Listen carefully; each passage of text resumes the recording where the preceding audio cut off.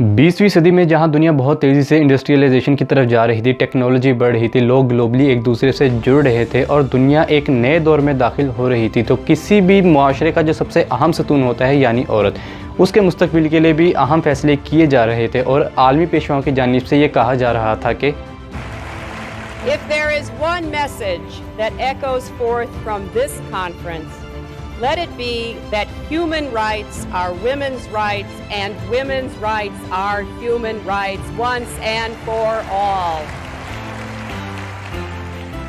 तो आइए तहकीकी तौर पर जानने की कोशिश करते हैं कि क्या ये वाकई ही वुमेन राइट्स औरत के लिए मुस्बत साबित हुए हैं या मनफी। तो बात शुरू होती है सन 1995 से कि चाइना के दारुल हुकूमत बीजिंग में यूएन की जानिब से ख़वातीन के लिए आलमी कॉन्फ्रेंस का इनेकाद किया गया। वैसे तो इन कॉन्फ्रेंसेस का सिलसिला 1975 ही से शुरू हो चुका था और मजमूई तौर पर यह चौथी आलमी कॉन्फ्रेंस थी जिसे सबसे ज़्यादा पजीराई मिली और इसे Beijing declaration and platform for action का नाम दिया गया।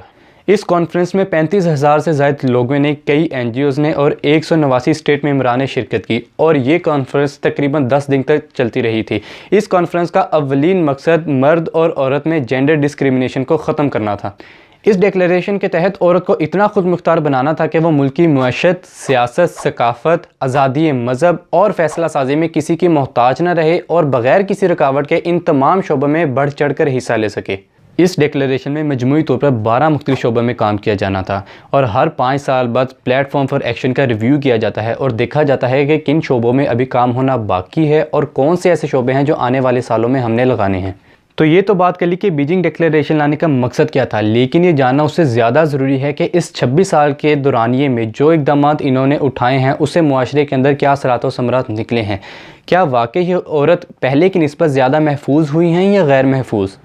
तो आइए उन ममालिक की स्टडीज़ का मुताला करते हैं और जानने की कोशिश करते हैं कि इस डिक्लेरेशन की वजह से उनके अपने मुआशरे में क्या असरात पड़े हैं।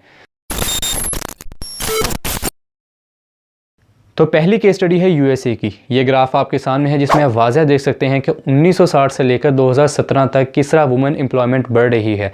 तो जो ख़वातीन घर से काम करने के लिए इन वर्किंग सेक्टर्स में जाती हैं जहाँ पर मेल और फीमेल दोनों काम कर रहे होते हैं, तो उस जगह पर वुमेन सेक्शुअल वायलेंस की शरह मज़ीद बढ़ जाती है। US में वर्किंग प्लेस में हरासमेंट की बात की जाए तो अदाद शुमार के मुताबिक अमेरिका में हर 10 में से 8 ख़वातीन को सेक्शुअल वायलेंस का सामना करना पड़ता है।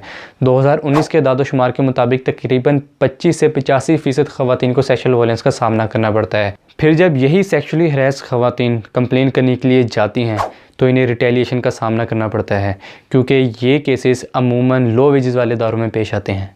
US के तालीमी इदारों की तरफ नज़र दौड़ाई जाए तो हर 5 में से 1 लड़की यूनिवर्सिटी में हरासमेंट का शिकार होती है और तकरीबन 62% ऐसी लड़कियां हैं जो अपनी कॉलेज लाइफ में ही हरासमेंट का शिकार हो जाती हैं। आपको ये जानकर हैरानी होगी कि वो इदारा जो पूरी दुनिया में किसी भी मुल्क में चले जाएं, डिसिप्लिन के लिहाज से जाना जाता है, माना जाता है, यानी मिलिट्री। US मिलिट्री में सेक्सुअल हरासमेंट की बात की जाए तो अभी 2014 की रिपोर्ट के मुताबिक US आर्मी में तकरीबन 43% वर्किंग वुमेन्स ख़वातीन को सेक्सुअल हरासमेंट का सामना करना पड़ता है। US डिपार्टमेंट ऑफ डिफेंस की 2018 की रिपोर्ट के मुताबिक तकरीबन 13,000 ख़वातीन सेक्शुअल वायलेंस का शिकार हुई और 2016 की निस्बत ये 16% बढ़कर 2018 में अपनी बुलंद तरीन सतह पर थी। और हैरानकुन बात यह है कि ये शरह 2006 की निस्बत 50% बढ़कर 2018 में अपनी बुलंद तरीन सतह पर थी, यानी हर गुज़रते साल के साथ इसमें इजाफा देखने को मिल रहा है और जबकि इसको रोकने के लिए भी इक़दाम किए जा रहे हैं। ये तो वो केसेस हैं जो रिपोर्ट हो जाते हैं, लेकिन तकरीबन 76% केसेस ऐसे हैं जो रिपोर्ट ही नहीं होते, सिर्फ इस वजह से कि उन्हें अपने सीनियर अफसरान की जानिब से रिटेलिएशन का सामना करना पड़ेगा।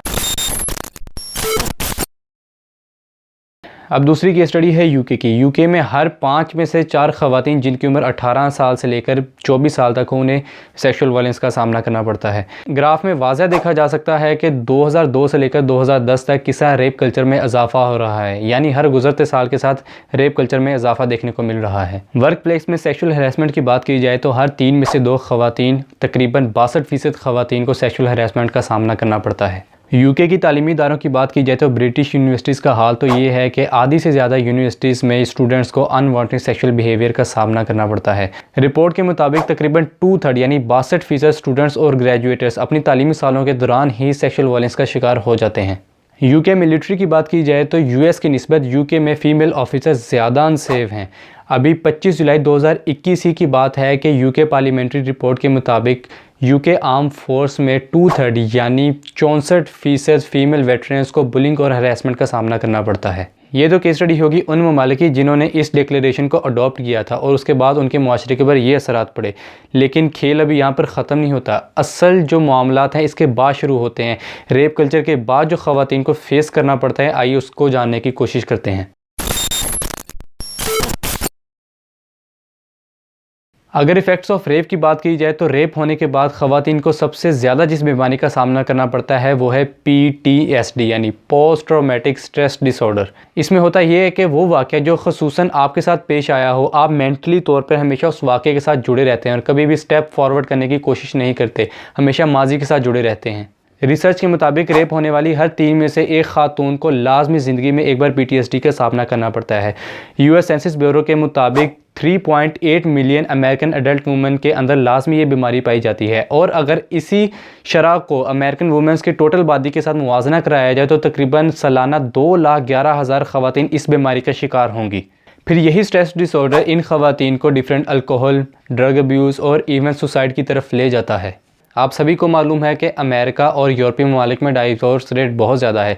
अभी 2020 के दादोशुमार के मुताबिक अमेरिका में हर 13 सेकंड में एक यानी एक दिन में 6,646 डाइवोर्स हो रही हैं। रिसर्चर्स का मानना यह है कि जब औरत किसी कॉर्पोरेट सेक्टर में दाखिल होती है और घर के दोनों अफराद कमाना शुरू कर देते हैं और बदकिस्मती से अगर मर्द की इनकम औरत के मुकाबले में कम है और औरत ज़्यादा कमा रही है तो ये भी एक वजह बनती है दोनों के दरमियान डाइवोर्स रिस्क बढ़ाने का। ये तमाम ममालिक वो ममालिक है जहाँ पर सिंगल पेरेंट, सिंगल मदर को फाइनेंशियली एड दी जाती है।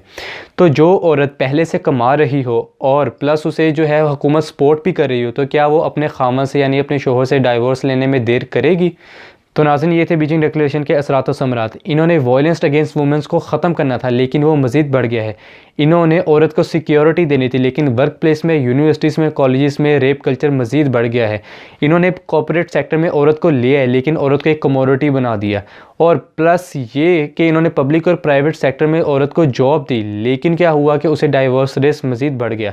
तो नाज़रीन, जो दादोशुमार मैंने आपके सामने रखे हैं इसको देखते हुए आप बीजिंग डिक्लेरेशन के ऊपर अपनी राय ख़ुद कायम कर सकते हैं और देख सकते हैं कि क्या ये वाकई ही डिक्लेरेशन औरतों के लिए मुफीद है या गलत है या मनफी। अपनी राय आप ख़ुद कायम कर सकते हैं।